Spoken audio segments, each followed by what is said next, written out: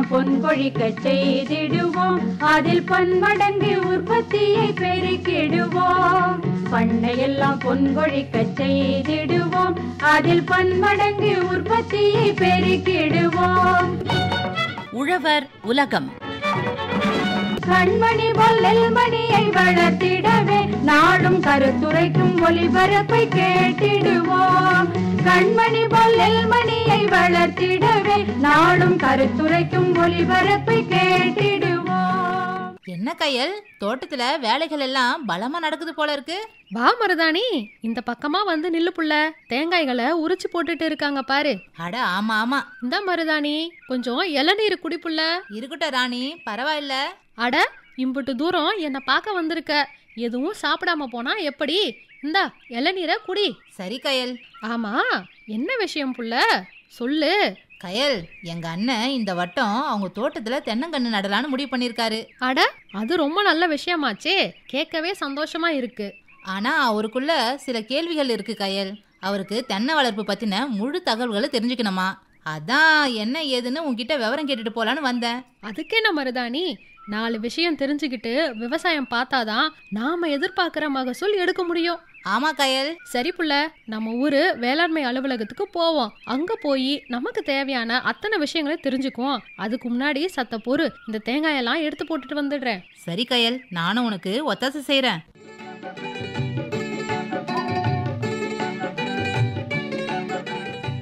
அன்பார்ந்த வேளாண் பெருமக்களே, இன்றைய நிகழ்ச்சியில் தென்னையில் ஒருங்கிணைந்த பூச்சி மேலாண்மை குறித்து திரூர் வேளாண்மை அறிவியல் நிலைய தொழில்நுட்ப வல்லுநர் முனைவர் VA விஜயசாந்தி அவர்களின் கருத்துக்களை கேட்கலாம்.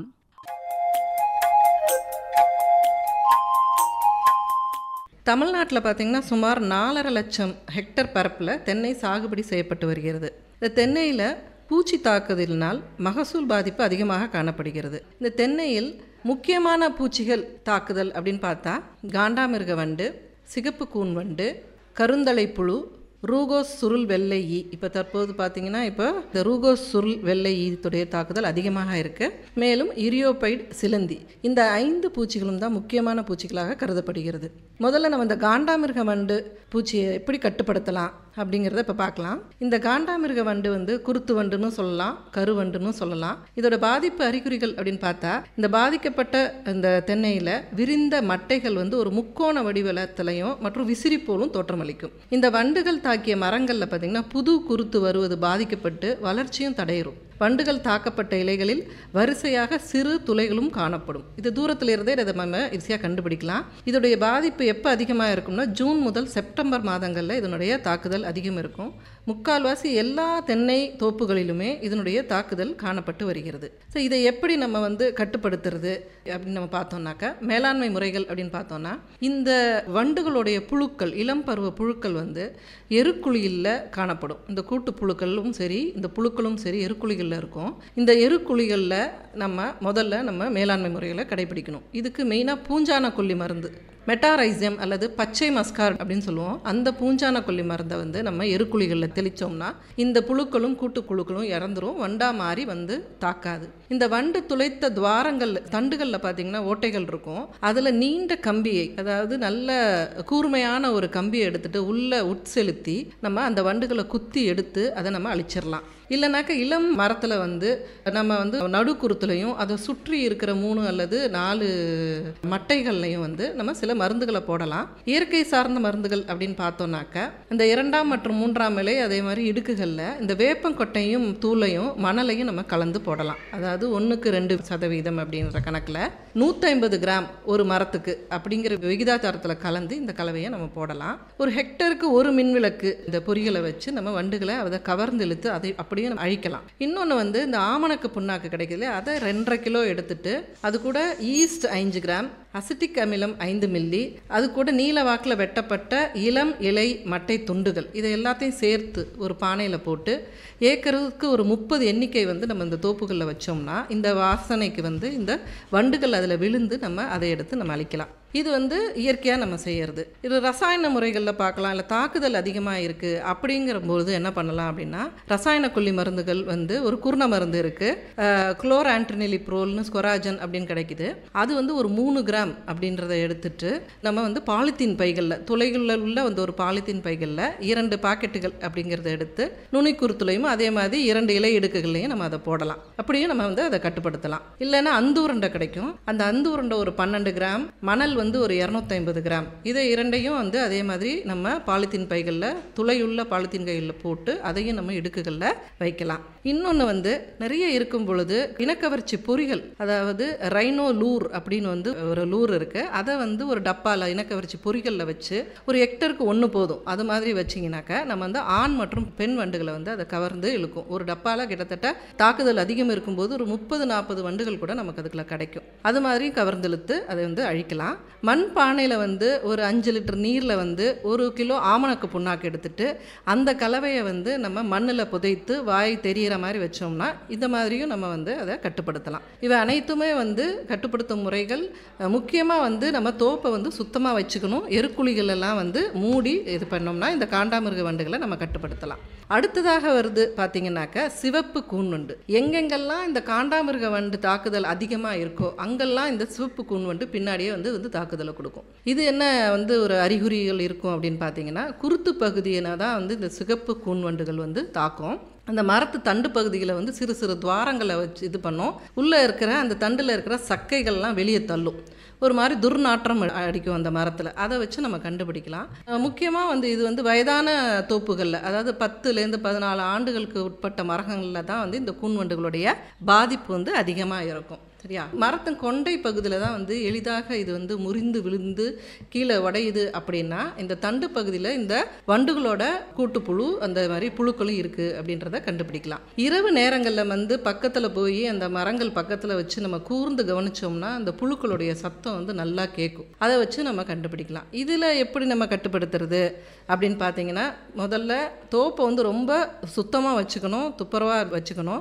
இன்னொன்று வந்து இந்த மரங்களுக்குள்ள எவ்வித காயத்தையும் நம்ம ஏற்படுத்தக்கூடாது. ஒரு அருவாலையோ இது வச்சு அதில் இது பண்ணுறது, காயத்தை ஏற்படுத்துறது, அந்த மாதிரி பண்ணால் அது உடனே அந்த சிவப்பு குண்டுகளை வந்து கவர்ந்து இழுக்கும். அதனால் இந்த தண்டு பகுதிகளில் துவாரமெல்லாம் ஏதாவது இருந்ததுன்னா உடனே சிமெண்ட்டோ ஒரு சேரோ இல்லை களிமண்ணையோ வச்சு பூசி அதை வந்து அடைச்சிடணும். அதுக்கப்புறமா இந்த வண்டு தாக்கி கீழே விழுந்த மரங்கள் அது மாதிரி இருந்ததுன்னா உடனே அதை வெட்டி வந்து தீயிட்டு அதை எரித்து அழிச்சிடணும். அதே மாதிரி பச்சை மட்டைகளை வந்து வெட்டக்கூடாது. க்ளீன் பண்ணுறோம் அப்படின்னு சொல்லிட்டு என்ன பண்ணுவாங்க அப்படின்னா, காய்ந்த மட்டைகளையும் சேர்த்து பச்சை மட்டைகளையும் வெட்டுவாங்க. அப்படி வெட்டணும் அப்படின்னா ஒரு 120 சென்டிமீட்டர் தள்ளி தான் அதை வெட்டணும். அப்படி இல்லைன்னா அந்த பச்சை மட்டை வாசனைக்கு திரும்ப இந்த வண்டுகளை வந்து கவர்ந்து வந்துடும். இதுக்குமே வந்து பார்த்திங்கன்னா இனக்கவர்ச்சி பொறிகள் விற்கிது. ஃபெர்ரோ லூர் அப்படிங்கிற ஒரு லூர் இருக்குது. அதை வச்சு நீங்கள் வண்டுகளை கவர்ந்தளிச்சு இது பண்ணலாம். ரசாயன மருந்துகள் அப்படின்னு பார்த்தீங்கன்னாக்கா கொண்டை பகுதிகளில் வந்து நம்ம வந்து இதை உபயோகிக்கலாம். அதாவது ஏதாவது ஒரு பூச்சிக்கொல்லி மருந்துகள், அதாவது இமிடோக்ளோப்ரிட் அப்படிங்கிற மருந்து லிட்டருக்கு 1 மில்லி, அல்லது ஸ்பைனோசாட் அப்படிங்கிற மருந்தை லிட்டருக்கு 5 மில்லி, அல்லது இண்டோக்சோகார்ப் அப்படிங்கிற மருந்தை லிட்டருக்கு 2.5 மில்லி அப்படின்ற மாதிரி நம்ம கொண்டை பகுதியில் அதை உபயோகப்படுத்தலாம். அப்படி இல்லை அப்படின்னா அந்த துவாரங்களில், தண்டு பகுதியில் துவாரங்களில் வந்து டைக்ளோர்வாஸுங்கிற மருந்தை ஒரு 5 மில்லி போட்டு உள்ளே, இல்லாட்டினா வந்து காட்டனில் அதை நனைச்சி உள்ளே வச்சு ஒரு சிமெண்ட்டை வச்சு நம்ம இதை பூசி விட்டுறலாம். இந்த மாதிரியும் பண்ணலாம். ரொம்ப தாக்குதல் அதிகமாக இருந்துச்சுன்னா வேறு வழியாகவும் நம்ம மருந்துகளை, இளநீரெல்லாம் வெட்டி முடித்ததுக்கு அப்புறமா காய் இல்லாத நேரங்களில் வேர்லையுமே வந்து நம்ம இந்த மருந்துகளை அழிக்கலாம். மூணாவதாக முக்கியமாக இந்த சம்மரில், அதாவது சாறு உறிஞ்சும் பூச்சி எல்லா இடத்துலையுமே இதனுடைய தாக்குதல் இருக்குது. அதாவது இது பேர் வந்து சுருள் வெள்ளையி, ரூகோ சுருள் வெள்ளையி அப்படின்னு சொல்லுவாங்க. இது இந்த தென்னை மட்டைகளை இலைகளுக்கு கீழே பார்த்தீங்கன்னா சுருள் வடிவத்தில் ஒரு மாவு போல ஒரு வெண்ணிற பூச்சி. அது வந்து குஞ்சுகளும் இருக்கும், அதே மாதிரி அதனுடைய ஈக்களும் இருக்கும். அது வந்து மட்டைகளுக்கு இலைகளுக்கு அடியில் இருந்து சாரை வந்து அதை உறிஞ்சி சாப்பிடும். இப்போ அந்த வளர்ந்த பூச்சிகளில் உடலிலிருந்து வந்து அதோடைய கழிவு வந்து தேன் போன்ற திரவத்தில் சுரக்கும். அப்போ அது கூட எப்பயுமே எறும்புகள் இருந்துக்கிட்டே இருக்கும். அதிகமாக இந்த மாதிரி தேன் போன்ற இது சுரக்கும் பொழுது அந்த இலையின் மேற்பரப்பில் வந்து கரும்பூசணம் அதிகமாக வரும். அப்போ ஒளிச்சேர்க்கை வந்து பாதிக்கப்படும். அந்த மாதிரி அதிகமான பாதிப்பு இருக்கும் பொழுது தான் வந்து மரங்கள் வந்து அந்த மட்டைகள்லாம் காய்ந்து இருக்கும். ஆனால் இதனுடைய மகசூல் அதிகமாக பாதிப்பதற்கு வாய்ப்பில்லை. ஒரு மழை பெஞ்சதுனாலே அதுவே வந்து இதுவாயிரும். அப்படி இல்லை அப்படின்னாக்கா குட்டையான மரங்களில் வந்து தண்ணீர் பீச்சி அடித்து அதை வந்து நம்ம அதை கட்டுப்படுத்தலாம். இது வந்து பார்த்திங்கனாக்கா எல்லா இன தென்னைகளையுமே இது வந்து தாக்கும். முக்கால்வாசி குட்டை ரகங்களில் தான் இதோடைய தாக்குதல் அதிகமாக காணப்படுது. இதை எப்படி நம்ம வந்து மேலாண்மை முறையில் கட்டுப்படுத்தலாம் அப்படின்னு பார்த்தீங்கன்னாக்கா இதை கண்காணிச்சுட்டே இருக்கணும். இந்த வெள்ளை ஈக்கள் கட்டுப்படுத்துறதுக்கு வந்து எந்தவித ரசாயன கொல்லி மருந்துகளையும் உபயோகப்படுத்தக்கூடாது. அதனால வந்து எந்த விதமான கட்டுப்படுத்த முடியாது. இதுக்கு நம்ம சின்னதாக தெரியும், ஆனால் வந்து ஈஸியாக அதை கட்டுப்படுத்துறதுக்கு மஞ்சள் வண்ண ஒட்டும் பொறிகளை நம்ம இது பண்ணலாம். அதாவது 3 அடிக்கு 1.5 அடி அப்படி நீளமுள்ள ஒரு மஞ்சள் ஷீட் எடுத்துக்கிட்டு அதில் வந்து நம்ம வந்து ஆமணக்கு எண்ணெயோ கிரீஸ் அது மாதிரி வந்து தடவி வந்து நம்ம மரங்களுக்கு இடையில் அதை கட்டி விட்டுட்டோம்னா இந்த சுருள் வெள்ளை ஈக்கள் ஒரு தோட்டத்தில் இருந்து இன்னொரு தோட்டத்துக்கு இது வந்து பரவாமல் நம்ம இது பண்ணலாம். அதே மாதிரி இந்த வந்து ராக்கர் ஸ்ப்ரேயர் அது மாதிரி வச்சு நம்ம வந்து தண்ணீரை பீச்சி அடிச்சியும் இதோடைய எண்ணிக்கையை வந்து நம்ம கட்டுப்படுத்தலாம். இயற்கையாகவே இதில் ஒட்டுண்ணிகள்லாம் நமக்கு இருக்குது, அந்த ஒட்டுண்ணிகளே அதை கட்டுப்படுத்திடும். அப்படி இல்லை அப்படின்ற பட்சத்தில் அதிகமான பாதிப்புகள் இருக்கும்போது ஒட்டுண்ணிகளை வாங்கியும் நம்ம வந்து வெளியிடலாம். இந்த இயற்கையாக இருக்கிற ஒட்டுண்ணி என்னன்னு பார்த்தீங்கன்னாக்கா என்கார்சியா அப்படிங்கிற குளவிகள் சின்னதாக இருக்கும். அந்த குளவிகள் வந்து இதை கட்டுப்படுத்தும். எக்காரணத்தை கொண்டும் வந்து ரசாயன பூச்சிக்கொல்லி மருந்துகள் வந்து நம்ம இதை பயன்படுத்தக்கூடாது. இப்போ அந்த கரும்பூசணம் அதிகமாக இருக்கும் பொழுது நம்ம வந்து மைதா கரைசலை தெளித்தா அந்த கரும்பூசணத்தை வந்து நம்ம கட்டுப்படுத்தலாம். 1 லிட்டர் தண்ணீருக்கு வந்து 25 கிராம் மைதா மாவை வந்து கலந்து அதை வந்து நம்ம வந்து 1 மில்லி வீதம் வந்து கலந்து நம்ம வந்து அதை ஸ்ப்ரே பண்ணி நம்ம அதை கட்டுப்படுத்தலாம். இன்னொன்று இறைவிழுங்கிகள் அப்படின்னு இருக்குது. ஒட்டுண்ணிகள்னு சொன்னோம் இல்லையா, அதே மாதிரி இறைவிழுங்கிகள் இருக்குது. கண்ணாடி ரெக்கை பூச்சிகள், கிரைசோப்பா பூச்சிகள் அப்படிங்கிற சொல்லுவோம். இதுவுமே வந்து ஏக்கருக்கு 500 வீதம் அப்படிங்கிறத மாதிரி நம்ம வெளியிட்டு நம்ம அதை கட்டுப்படுத்தலாம். 4வதாக பார்த்தீங்கன்னா கருந்தலை புழுக்கள் அப்படின்னு சொல்லி நம்ம இலைகளை வந்து அது வந்து அடிப்பாகத்துலேருந்து சுரண்டி அதை சாப்பிட்டு அந்த மாதிரி புழுக்களும் இருக்கும். இதனுடைய தாக்குதல் அதிகமாக இருந்ததுன்னா கண்டிப்பாக மகசூல் பாதிப்படையும். ஸோ இது எப்படி நம்ம கட்டுப்படுத்தலாம் அப்படின்னாக்கா அதிகமாக சேதமடைந்து காய்ந்த இலைகளில் வந்து கீழே விழுகும் பொழுது அதில் கூட்டுப்புழுக்கள் இருக்கும். அதனால் அதையெல்லாம் வந்து சேகரித்து அதை தீயிட்டு எரிச்சிடணும். இலைகளின் அடிப்பாகங்களில் உள்ள நூலாம்படை மாதிரி இருக்கும், அதில் வந்து நம்ம படுற மாதிரி வந்து பூச்சிக்கொல்லி மருந்துகள் நம்ம அடிக்கணும். டைக்ளோர்வாஸ் அல்லது மாலத்தையான் மருந்துகள் அடிக்கலாம். இல்லைன்னா அதிகமாக இருக்கும் பொழுது நம்ம வேறு மொழியாகவும் மோனோக்ரோட்டோஃபாஸ் மருந்து விடலாம். ஆனால் இதுக்கு ஒரு நல்ல கட்டுப்படுத்தும் முறை அப்படிங்கிறத பார்த்தீங்கன்னாக்கா நம்ம விளக்கு பொறி தான். விளக்கு பொறியில் வந்து ஒரு 5லிருந்து ஒரு 12 வரைக்கும் கூட தாக்குதல் அதிகமாக இருக்கும் பொழுது வச்சுட்டோம்னா அதோட அந்து பூச்சிகள் எல்லாம் வந்து ஆயிரக்கணக்கில் அதில் விழுந்து நீங்கள் அதை கட்டுப்படுத்திடலாம். ரசாயன பூச்சிக்கொல்லி மருந்துகளை விட இந்த மாதிரியான பொறிகள் வைத்து நம்ம வந்து அதை கட்டுப்படுத்தலாம். இதுக்கும் வந்து ஒட்டுண்ணிகள்லாம் இருக்குது. பிரகானெட், பெத்தலெட் அப்படிங்கிற மாதிரியான ஒட்டுண்ணிகள் இந்த புழுக்களில் போய் அதை முட்டையிட்டு அதை கட்டுப்படுத்தும். அந்த மாதிரி அதிகமான தாக்குதல் இருக்கும் பொழுது இந்த ஒட்டுண்ணிகளை வாங்கி நம்ம வெளியிட்டு நம்ம அதை கட்டுப்படுத்தலாம். இன்னொன்று வந்து ஒரு சாறு உறிஞ்சும் பூச்சி ஒன்று இருக்குது. அது சில இடங்களில் வந்து அதிகமாக காணப்படும். இதுவுமே வந்து வெயில் காலங்களில் அதிகமாக இருக்கும். எரியோபைட் சிலந்தி அப்படின்னு சொல்லிட்டு அதுவுமே வந்து பார்த்திங்கனாக்கா காய்களில் போய் உட்காந்து சாரை உறிஞ்சி சாப்பிடும். இது வந்து இளம் குறும்புகளில் உள்ள பகுதிகளில் காம்பு தோல் அடியில் இருந்துட்டு வந்து சாறு உறிஞ்சி அதை சாப்பிடும். அந்த குறும்புகளில் பார்த்தீங்கன்னா முக்கோண வடிவத்தில் வெளிர் மஞ்சள் நிறத்தில் திட்டுத்திட்டா அதை தோணும். இதுதான் வந்து அறிகுறி. இந்த வளர்ந்த குறும்பு தேங்காய் மட்டை வெளிப்புறத்தில் வந்து பழுப்பு நிற திட்டுகள் பரவலாக இருக்கும். அப்போ அந்த குறும்புகள்லாம் ரொம்ப சுருங்கி போய் தேங்காய் வந்து மகசூல் வந்து உங்களுக்கு வராமல் இதாயிரும். ஸோ இதுக்கு வந்து மேலாண்மை முறைகள் அப்படின்னு பார்த்தீங்கன்னா ஒருங்கிணைந்த மேலாண்மை முறைகளை தான் நம்ம இதை கொண்டு போனோம். மெயினாக இதுக்கு உர மேலாண்மை வந்து கரெக்டாக நம்ம கொடுத்தோம்னாக்கா சரியானபடி இதை வந்து நம்ம மேலாண்மை பண்ணலாம். அது ஒரு மரத்திற்கு வந்து 1.3 கிலோ யூரியா, 2 கிலோ சூப்பரு, அதுக்கப்புறம் 3.5 கிலோ பொட்டாஷ், இந்த மாதிரி உரங்களை 50 கிராம் போராக்ஸ், அதாவது நுண்ணூட்டச்சத்து இதுக்கு அதிகம் தேவைப்படும், 50 gram borax, 1 kilo gypsum, 500 gram magnesium sulphate, இந்த மாதிரி நுண்ணுயிரங்களையும் கலந்து 50 கிலோ தொழு உரத்தோட சேர்ந்து இதை இடணும். இதை வந்து 2 முறை பிரித்தும் இடலாம். சனப்பை வந்து ஊடு பயிராக பயிரிட்டு 2 முறை விளைவித்து மடித்து உழ வேண்டும். இதனால தலைச்சத்து அதுக்கு கொடுக்கும். 45 நாட்கள் இடைவெளியில் 1 to 6 மாத குறும்பைகளில் முதல் முறையாக என்ன பண்ணணும் அப்படின்னாக்கா வேம்பு சார்ந்த ஒரு மருந்து, அதாவது அசாடிராக்டின் 1% சொல்லுவோம். அது வந்து 1 லிட்டருக்கு வந்து 10 மில்லி.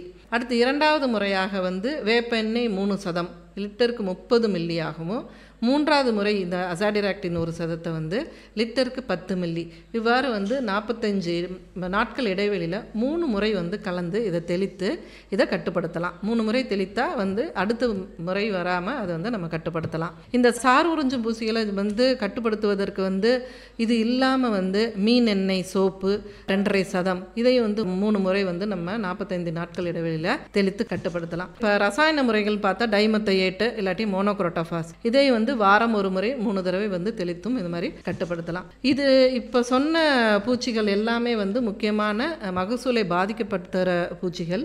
அங்கக முறையில் இந்த தோப்பை நல்லா சுத்தமாக வைத்துக்கொண்டு அதே மாதிரி வந்து அங்கக முறையில் வந்து மருந்துகளை தவிர்த்து சரியான மாதிரி உர மேலாண்மையும் பண்ணிட்டோம்னா ஒருங்கிணைந்த முறையில் இந்த மாதிரி நம்ம பூச்சிகளை வந்து தென்னை தாக்குவது பூச்சிகளிடமிருந்து நம்ம மேலாண்மை முறைகளை அளித்து நம்ம கட்டுப்படுத்தலாம். இதன் மூலம் வந்து விவசாயிகள் வந்து குறைந்த செலவில் நல்ல மகசூலை எடுப்பதற்கு நல்ல வாய்ப்பாக இருக்கும்.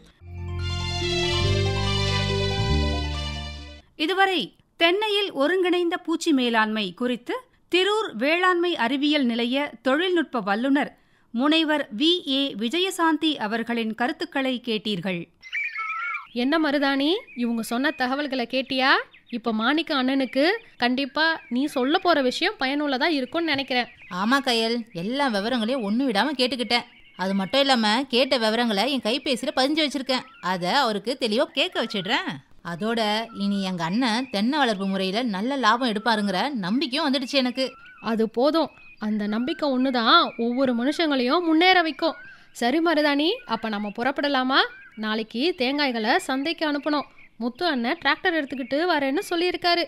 சரி கயல், கயல் கயல் அங்கே பாரு, முத்து அண்ணனே டிராக்டர் எடுத்துகிட்டு வராரு. அட ஆமா புள்ள, சீக்கிரம் ஓடியா, வண்டியில் ஏறி வீட்டுக்கு நேரத்துக்கு போயிடுவோம். சரி கயல். தென்னை மரச்சோலை அது நல்ல தொழிற்சாலை, என்னென்னமோ வேலை அது எல்லாம் நமக்கு தேவை.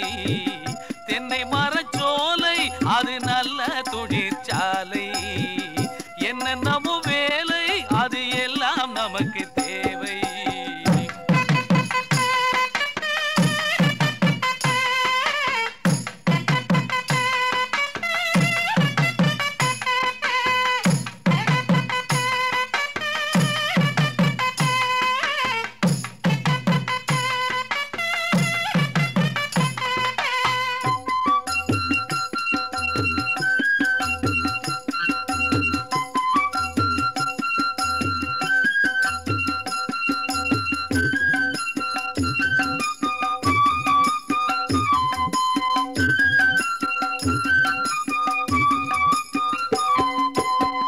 தென்னை நார்கழிவு தானே பண்ணையில நல்ல உரமாமே, தென்னை நார்கழிவு தானே பண்ணையில நல்ல உரமாமே.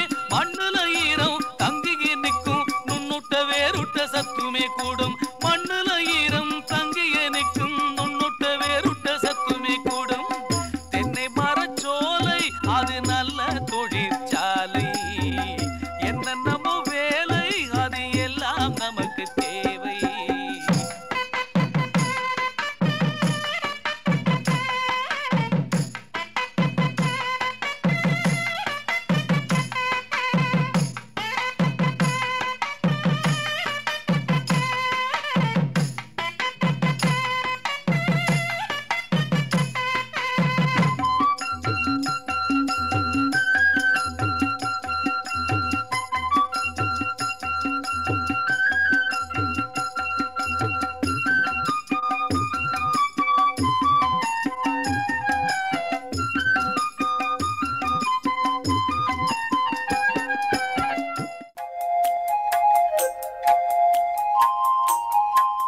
இனி தொடர்வது வேளாண் செய்திகள். அன்பார்ந்த விவசாயிகளே, விவசாயிகள் சந்தித்து வரும் பிரச்சனைகளில் தலையாயதாக காலநிலை மாற்றம் கருதப்படுகிறது. அதிகரித்து வரும் வெப்பம், அடிக்கடி ஏற்படுகின்ற வெப்ப அலைகள், வறட்சி, மழைப்பொழிவில் நெடிய வேறுபாடுகள், அடிக்கடி புயலினால் ஏற்படுகின்ற சேதம் ஆகியவை காலநிலை மாறுபாட்டின் விளைவுகளாகும். காலநிலை மாற்றங்கள் குறிப்பிடத்தக்க அளவில் பயிர் விளைச்சலை பாதிக்கின்றன.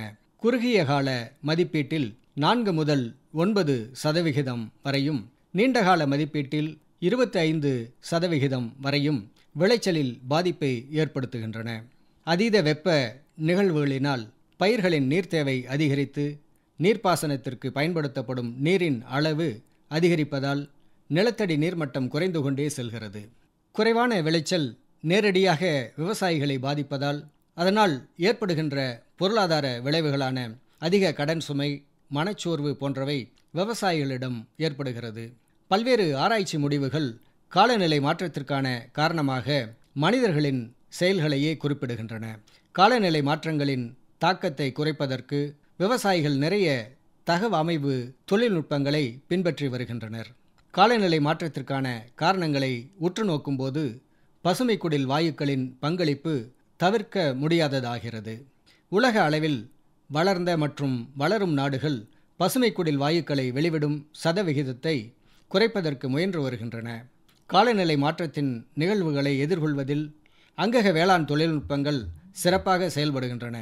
மண்வளம் காத்தல், பயிர் மற்றும் ரகத் தேர்வு, இடுபொருட்கள், பூச்சி நோய் மேலாண்மை, களை மேலாண்மை ஆகியவற்றில் அங்கக வேளாண் தொழில்நுட்பங்கள் காலநிலை மாறுபாட்டால் ஏற்படும் பிரச்சனைகளிலிருந்து விவசாயிகளை காக்கின்றன. காலநிலை மாற்றத்தின் தாக்கத்தை குறைப்பதில் அங்கக வேளாண்மையின் பங்கு முக்கியமாக கருதப்படுகிறது. விதைத்தல் முதல் அறுவடை வரையிலான அங்கக பயிர் மேலாண்மை தொழில்நுட்பங்கள் நேரடியாகவும் மறைமுகமாகவும் காலநிலை மாற்றத்தினால் ஏற்படும் பல்வேறு நிகழ்வுகளை எதிர்கொள்ள உதவியாக உள்ளன. பயிர் மற்றும் ரக தேர்வு மூலம் காலநிலை மாற்றத்தின் தாக்கத்தை குறைக்கலாம். அங்கக பண்ணையத்தில் பாரம்பரிய ரகங்களை விவசாயிகள் தேர்வு செய்வதன் மூலமும், அதிக ரசாயன இடுபொருட்கள் தேவைப்படும் ஒட்டு ரகங்களை பயிரிடாமல் இருப்பதன் மூலமும் மறைமுகமாக காலநிலை மாற்றத்தின் தாக்கத்தை குறைக்கின்றனர். பயிர் ஊக்கிகளான பஞ்சகாவியம், ஜீவாமிர்தம் முதலானவற்றை பயன்படுத்துவதன் மூலமும் காலநிலை மாற்றத்தை தூண்டும் ரசாயன பயிர் ஊக்கிகளின் பயன்பாடு குறைக்கப்படுகிறது. கலப்பு பயிர்களாக மண்ணில் தழைச்சத்தை நிலைநிறுத்தும் பயிறு வகைகள் மற்றும் பிற பயிர்களை பயிர் செய்து மண்ணில் முதன்மை சத்துக்கள் மற்றும் நுண்ணூட்டச் சத்துக்கள் நிலைபெறுவதால் ரசாயன உர பயன்பாடு குறைகிறது.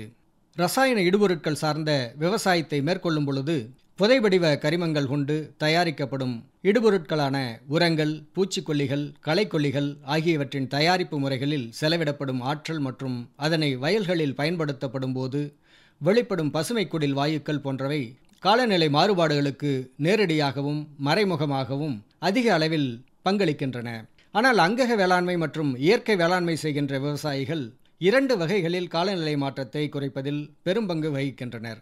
முதலில் ரசாயன இடுபொருட்களை பயன்படுத்தாமல் அங்கக இடுபொருட்களை பயன்படுத்துவதால் சுற்றுச்சூழல் பாதுகாக்கப்படுவதோடு பசுமைக்குடில் வாயுக்களின் அளவும் குறைக்கப்படுகிறது. மேலும் கரிமம் நிலைப்படுத்தப்படுதல் அதிகமாக நிகழ்வதற்கான வாய்ப்புகள் உள்ளன. இரண்டாவதாக, அங்கக வேளாண் தொழில்நுட்பங்களான பயிர் சுழற்சி, பயிர் மூடாக்கு, பலபயிர் விதைத்தல், பூச்சி நோய் உயிரியல் கட்டுப்பாட்டு முறைகளை கடைபிடிப்பதன் மூலமும் அங்கக கரிமம் நிலைநிறுத்தப்படுவதோடு மண்வளம் பாதுகாக்கப்பட்டு பசுமைக்குடில் வாயுக்கள் வெளியிடுதல் குறைக்கப்பட்டு காலநிலை மாறுபாட்டின் தாக்கம் வெகுவாக குறைக்கப்படுகிறது. கூடுதல் பலனாக விவசாயிகள் ரசாயன இடுபொருட்களை வாங்குவதற்காக செலவிடுவது குறைவதோடு அவர்களின் வாழ்வாதாரமும் மேம்படுகிறது. அங்கக வேளாண் மற்றும் இயற்கை வேளாண் தொழில்நுட்பங்கள் அடிப்படையில் மண்ணின் வளத்தை மேம்படுத்துவதை முதன்மையான உத்தியாக கொண்டுள்ளன. கோடை உழவு, பசுந்தாள் மற்றும் பசுந்தலை உரங்கள், மண்புழு உரமிடுதல், மக்கிய தொழு உரமிடுதல் ஆகிய மண்வள மேம்பாட்டு தொழில்நுட்பங்கள் அனைத்தும் மண்ணின் அமைப்பு மற்றும் மண்ணில் உள்ள நுண்ணுயிர்களை காப்பதை செவ்வனே செய்வதால் மண்ணில் அங்கக கரிமம் நிலைநிறுத்தப்படுகிறது. ரசாயன உரங்கள், குறிப்பாக தலைச்சத்தை தரும் உரங்களின் பயன்பாடு அங்கக வேளாண்மையில் வெகுவாக குறைவதால் பசுமைக்குடில் வாயுக்களின் வெளியீடு சராசரியாக 20% குறைவதாக ஆய்வுகள் தெரிவிக்கின்றன. மேலும் அங்கக உரங்கள் அல்லது அங்கக இடுபொருட்கள் மூலம் பெறப்படும் பயிர் சத்துக்கள் மெதுவாகவும் நிலையாகவும் மண்ணில் விடப்படுவதால் சத்துக்கள் நீடித்து பயிர்களுக்கு கிடைக்கின்றன. ஆனால் ரசாயன வேளாண்மையில் விவசாயிகள் இடும் உரத்திலிருந்து சத்துக்கள் விரைவில் வெளியிடப்பட்டு வேகமாக ஆவியாவதால் அதிக உரமும் இட வேண்டியிருப்பதால் செலவும் அதிகரிக்கிறது. முக்கியமாக மண்ணின் தன்மை மற்றும் அதில் உள்ள நுண்ணுயிர்கள் காக்கப்படுவதால் சுற்றுச்சூழல் மாசுபாடு வெகுவாக குறைகிறது. கரிமம் மற்றும் நைட்ரஜன் ஆக்சைடு போன்ற வாயுக்கள் வளிமண்டலத்தில் மிக குறைவாக வெளியிடப்படுவதுடன் அங்கக கரிமம் அதிகமாவதால் இயல்பாகவே பயிர் வளர்ச்சிக்கேற்ற மண்ணின் குணாதிசயங்கள் மாறுகின்றன.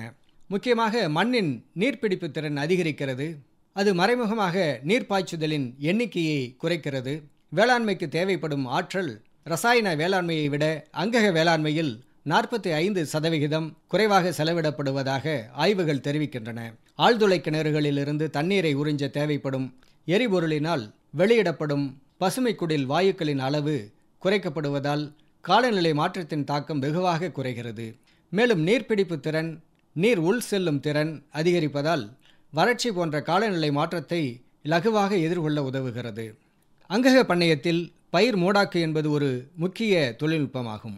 இதனால் நீர் ஆவியாதல் குறைக்கப்பட்டு களை கட்டுப்பாடும் சிறப்பாக மேற்கொள்ளப்படுகிறது. சூழ்நிலைக்கு ஒவ்வாத களைக்கொல்லி பயன்பாடு குறைவதால் அதனால் ஏற்படும் சுற்றுச்சூழல் கேடும் காலநிலை மாற்றங்களும் தடுக்கப்படுகின்றன. சூழலுக்கேற்ற ஊடுபயிரும் மிக முக்கிய தொழில்நுட்பமாகும். இந்த தொழில்நுட்பங்களால் மண்ணின் அரிமானம் தடுக்கப்படுகிறது. விலைமதிப்பில்லா மேற்பரப்பில் உள்ள மண் அடித்து செல்லப்படாமல் தடுக்கப்படுகிறது. சூழ்நிலைக்கு உகந்த அங்கக தொழில்நுட்பங்களை கடைபிடிப்பதால் மண் கரிமத்தை அதிகமாக உள்வாங்கி நிலைநிறுத்துவதோடு பசுமை குடில் வாயுக்களான கார்பன் மோனாக்சைடு, நைட்ரஸ் ஆக்சைடு ஆகியவற்றின் வெளியீடும் குறைகிறது. பயிர் பாதுகாப்பில் பூச்சிகள், நோய்கள் மற்றும் நூற்புழுக்கள் என்று பயிர்களை தாக்கும் காரணிகளை கட்டுப்படுத்துவதில் விவசாயிகள் அதிக கவனம் செலுத்த வேண்டியிருக்கிறது. பூச்சி, பூஞ்சான கொல்லிகள் மண்ணில் உள்ள முதுகெலும்பற்ற உயிரினங்களை கொள்வதால் கரிமம் நிலைநிறுத்தப்படாமல் அங்கக கரிமம் குறைந்து கொண்டே வருவதாக ஆய்வுகள் தெரிவிக்கின்றன. புகை கொண்டு பூச்சியை விரட்ட பயன்படுத்தப்படும் ரசாயன பூச்சிக்கொல்லிகள் பசுமை குடில் வாயுவான நைட்ரஸ் ஆக்சைடை மிக அதிகமாக வெளியிடுவதாக அறிவியல் ஆய்வுகள் தெரிவிக்கின்றன. மேலும் பயிர் பாதுகாப்பிற்கான செலவு 50% மேல் சில பயிர்களில் இருக்கின்றன. செலவோடு சுற்றுச்சூழல் மாசுபாடும் ஏற்படுகின்றது.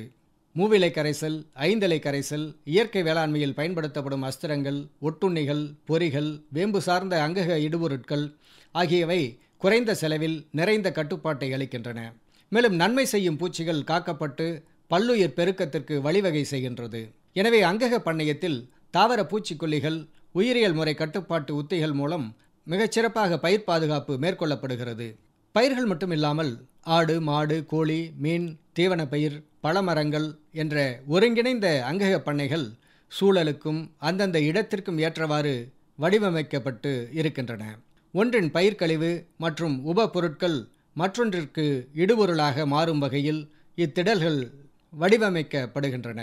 உதாரணமாக தீவனப்பயிர் மாட்டிற்கும், மாட்டின் கழிவுகள் பயிருக்கும், மீனுக்கும் வழங்கப்பட்டு ஒன்றோடொன்று இணைந்து இருப்பதால் இடுபொருட்கள் வாங்கும் செலவு குறைகிறது. மறைமுகமாக இடுபொருட்களினால் ஏற்படும் காலநிலை மாற்றங்களும் குறைகின்றன. ஒருங்கிணைந்த அங்கக பண்ணைய திடல்கள் சுழல் பொருளாதாரத்திற்கு வழிவகுத்து விவசாயிகளின் வாழ்வாதாரத்தை உயர்த்துகின்றன. அங்கக பண்ணைய தொழில்நுட்பங்கள் இடுபொருட்கள் செலவை குறைப்பதோடு காலநிலை மாற்றத்தை அதிகப்படுத்தும் காரணிகளை கட்டுக்குள் வைத்திருக்க மிகவும் பயன்படுகின்றன. பல்வேறு ஆராய்ச்சி முடிவுகள் இக்கருத்தை நிலைநிறுத்துகின்றன. எனவே விவசாய பெருமக்கள் குறைந்த செலவு மற்றும் அதிக வருமானத்தை அடையவும், சமூக அளவில் காலநிலை மாற்றங்களை கட்டுப்படுத்தவும் விவசாயிகள் அங்கக வேளாண்மையை கடைபிடித்து பயன்பெறலாம். இதுவரை வேளாண் செய்திகள் கேட்டீர்கள்.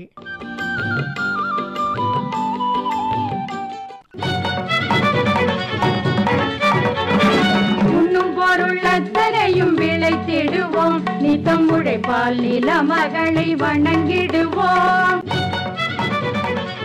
அமைப்பில் உதவி டி. துர்கா. உண்ணும் பொருள் அத்தனையும் விளைத்திடுவோம், நித்தம் உழைப்பால் நில மகளை வணங்கிடுவோம். நிகழ்ச்சி அமைப்பு எஸ். முருகேசன். பொட்டலையும் பூம்பொழிலாய் திருத்திடுவோம், அதற்கு புத்தம் புது முறைகளையும் புகுத்திடுவோம். பொட்டலையும் பூம்பொழிலாய் திருத்திடுவோம், அதற்கு புத்தம் புது முறைகளையும் புகுத்திடுவோம். இத்துடன் இன்றைய உழவர் உலகம் நிகழ்ச்சி நிறைவு பெறுகிறது. பட்டி தொட்டி சொர்க்கமாக பாடுபட்டே நம் பாரத சமுதாயத்தை உயர்த்திடுவோம். பட்டி தொட்டி சொர்க்கமாக பாடுபட்டே நம் பாரத சமுதாயத்தை உயர்த்திடுவோம்.